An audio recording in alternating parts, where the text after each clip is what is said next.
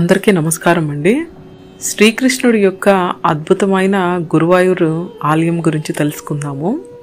కేరళలోని పవిత్రమైన వైష్ణవ క్షేత్రాల్లో ఒకటైన గురువాయూర్ తిసూర్కు దగ్గరలో ఉంది. దక్షిణాది ద్వారకగా పిలిచే ఈ ప్రదేశంలో శ్రీకృష్ణుడు గురువాయూరుగా పూజలందుకుంటూ ఉన్నారు. ఇక్కడ బాలగోపాలుడి విగ్రహాన్ని ప్రతిష్ఠించింది దేవతల గురువైన బృహస్పతి వాయుదేవుడు. బృహస్పతి పేరు మీదే గురు అని, వాయుదేవుడు పేరు మీద వాయు, ఇలా ఈ క్షేత్రానికి గురువు వాయువు కలిపి గురువాయూరుగా స్థిరపడింది. బాలగోపాలుడి విగ్రహాన్ని మొదట శివుడు బ్రహ్మ ఆరాధించారని, ఆ తర్వాత బ్రహ్మదేవుడు ఈ విగ్రహాన్ని సంతానం కోసం దీక్ష చేస్తున్న సూతపాసు ఋషికి ప్రసాదించాడని, అక్కడ నుంచి కశ్యపు ప్రజాపతి దగ్గరకు, ఆయన నుంచి శ్రీకృష్ణుడు యొక్క తండ్రైన వసుదేవుడు వద్దకు చేరింది.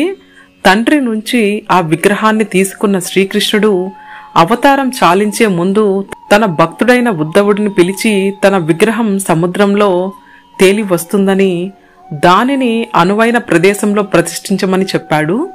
ఉద్ధవుడు ఆ బాధ్యతను దేవతల గురువైన బృహస్పతికి అప్పగించగా, వాయుదేవుడు సహకారంతో ఆ విగ్రహాన్ని ప్రతిష్ఠించేందుకు అనువైన ప్రదేశం కోసం వెతుకుతూ వెళ్ళాడు. మార్గ మధ్యంలో పరశురాముడు సూచన మేరకు గురువాయూరు ప్రాంతంలోని ఓ కొలను దగ్గర చేరుకున్నారు. అక్కడ తపస్సు చేస్తున్న పరమేశ్వరుడు ఆ విగ్రహాన్ని కోనేటి ఒడ్డున ప్రతిష్ఠించమని చెప్పి పార్వతీ సమేతంగా కోనేటికి ఎదురుగా ఉన్న మమియార్కు చేరుకున్నారు.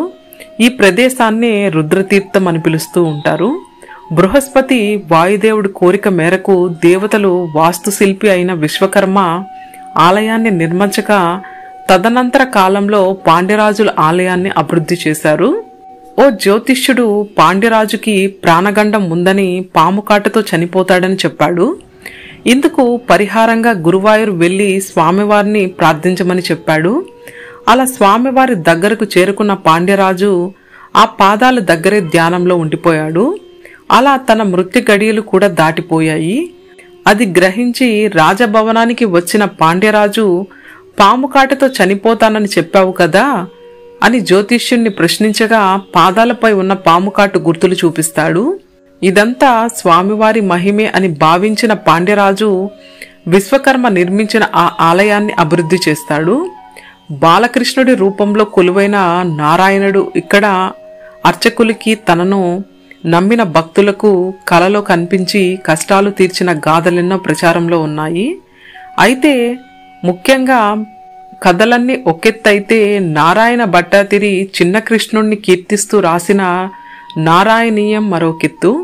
16 వేదాలను ఔపోసన పట్టిన నారాయణ భట్టతిరి 27 ఏళ్లకే పక్షవాతంతో మంచం పట్టాడు. ఎన్నో మందులు వినియోగించినా ఎలాంటి ఫలితం లేకపోవడంతో చివరకు గురువాయూరప్ప పాదాల దగ్గరకు చేరుకున్నాడు. అప్పటికి ఆరోగ్యం కుదుట పడడంతో శ్రీ మహావిష్ణు అవతారమైన శ్రీకృష్ణుణ్ణి స్తుతిస్తూ నారాయణీయం రచించాడు. స్వామివారి సన్నిధిలో ఈ నారాయణీయం పఠిస్తే దీర్ఘకాలిక రోగాలు తొలగిపోతాయని పండితులు చెబుతారు. అదేవిధంగా తెల్లవారుజామునే 3 గంటల సమయంలో ఆలయం తలుపులు తెరిచి నాదస్వరంతో శ్రీకృష్ణుని మేల్కొలుపుతారు. పాలు, కొబ్బరి నీళ్లు, గులాబీ అత్తరు, గంధంతో అభిషేకం చేసి స్వామివారిని అలంకరించి బెల్లం, నెయ్యి, బియ్యపిండితో చేసిన వివిధ రకాల నైవేద్యాలు సమర్పిస్తారు. అనంతరం 3 సార్లు ఊరేగింపు నిర్వహిస్తారు. ఇక్కడ అన్నప్రాసన చేస్తే పిల్లలు ఎప్పటికీ ఆరోగ్యంగా ఉంటారని భక్తుల విశ్వాసం. ఇక్కడ పెళ్లి చేసుకుంటే కూడా ఆ బంధం కలకాలం సంతోషంగా కొనసాగుతుందని నమ్ముతారు. ఎక్కడా లేని మరో ప్రత్యేకత తులాభారం కూడా. భక్తులు తమ బరువుకి సమానంగా పండ్లు, బెల్లం, కొబ్బరికాయలు స్వామివారికి నివేదిస్తారు. ఇక్కడ గజరాజుల వైభవమే మరొక విశేషం. స్వామిని సేవించిన పద్మనాభన్, కేశవ్ అనే గజరాజుల గురించి ఎన్నో కథలు చెబుతూ ఉంటారు. ముఖ్యంగా జరిగే కుంభ ఉత్సవంలో భాగంగా ఏనుగుల పందాలు చూసేందుకు ఎంతో విశేషంగా చెబుతారు. పాంచజన్యం, సుదర్శన చక్రం, కౌముదికి, తామర పుష్పంతో దర్శనమిచ్చే బాలకృష్ణుడి రూపాన్ని చూస్తే రెప్పవేయడం కూడా మర్చిపోతాము.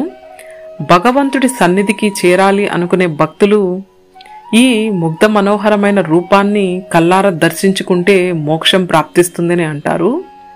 కనుక వీలైతే ఒకసారన్నా ఈ గురువాయూరి క్షేత్రాన్ని దర్శించి ఆ బాలగోపాలుడి దర్శనం చేసుకొని ఆ కృష్ణుడి యొక్క కృప అందరి మీద ఉండాలని కోరుకుందాము. ఓం నమో నారాయణాయ. గోవింద హరి గోవింద.